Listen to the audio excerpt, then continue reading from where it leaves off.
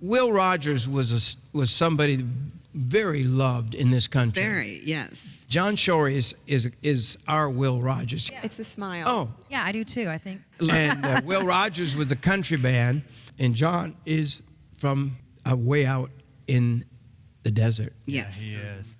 But he's going to talk to you for a few minutes about 10 reasons why you must be prepared and how it connects to what is coming next. So anyway, these 10 reasons why. Number one, America must be diminished as a world superpower in order for prophecy to be fulfilled. It says, I put in my notes here, the global powers and nations of the world are tired of being ordered around by the self-imposed global cop, America. I believe our enemies are waiting for the right moment to bring us down. The right moment to bring us down reminds me of what David Wilkerson said.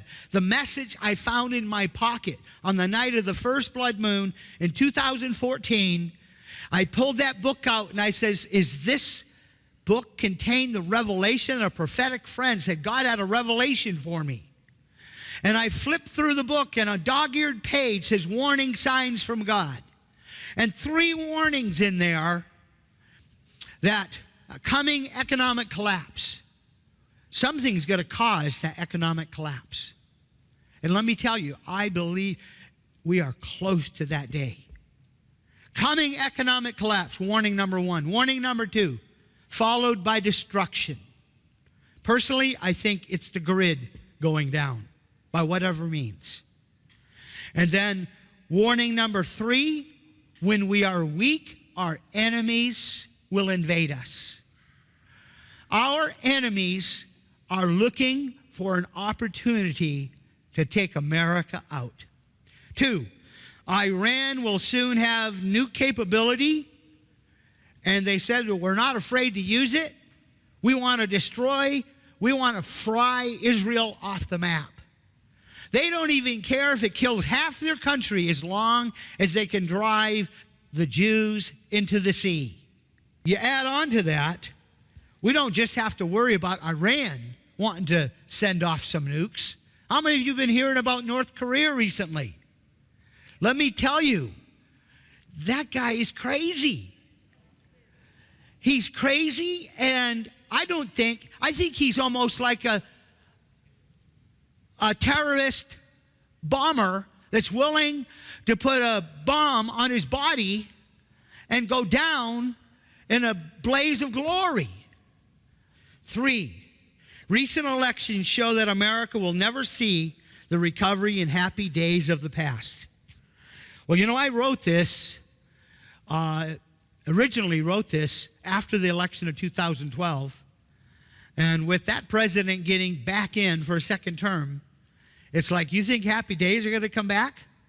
Think again. Well, now we have a reprieve. I believe we got a way better man in the White House. And we've been saved from you know what. But we still have the biggest national debt you could ever imagine. We got huge bubbles in our economy. And we've got enemies of good that would just as soon destroy this country than to have it in the hands of the righteous. Number 4 was, I said, recent elections. Number 4, America's on course to see a crash of our economy. I basically covered that already. Number 5, events in Syria are pointing to the Psalms 83 war. Well, you know, I wrote this 3 or 4 years ago. Has things calmed down in Syria? No. In fact, Syria is as close to war as you could get because Russia is entrenched in Syria. Russia keeps warning America, quit bombing Syria. It's an independent, sovereign country, and they're our allies, and we have our men over here, and you better quit doing what you're doing. And have we quit? No. We literally have crossed the line that Putin drew in the sand concerning America touching Syria. At some point, Putin, to save face, has to retaliate against America. I think the only reason it hasn't happened is because Putin is preparing for war.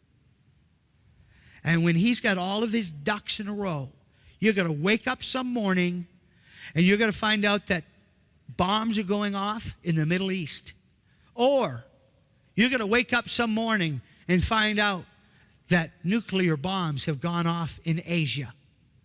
When the day comes that a nuclear bomb goes off in Asia or goes off in the Middle East, or full-blown war happens in the Middle East, full-blown war happens in Asia, let me tell you what, economies will collapse, just like David Wilkerson said. David Wilkerson said the economy will spin out of control, that there'll be the senators, congressmen, they'll have no answer, no way to stop it. And panic on Wall Street, panic on Main Street, panic on your street. That's why we need to prepare. Don't wait for the panic to set in. Number 6, political and natural events are evidence that the sign of the Lord's coming is here. In the last week, there have been large earthquake swarms all over the world. They're literally saying, these are all reasons why we must prepare. Don't sit on your laurels. Don't use this reprieve to go and just do your own thing. We need to be about our Father's business. 7, many prophetic voices are giving warnings that we're in the window of the Lord's return. Number 8, I care for my family and want to provide for their safety. The Bible says, in holy fear, God gave Noah a divine warning, and in holy fear, he built an ark for the saving of his family. And you know, his mission was a lot bigger than just his family. He saved all the animals of the world. Number 9, I want to be in a position to minister to the needs of my friends, family, and neighbors for the last harvest. You can't be positioned to help people for the harvest if you're not in a position to even help just your family. And number 10, if you wait for the suddenly event to happen, it's too late to prepare.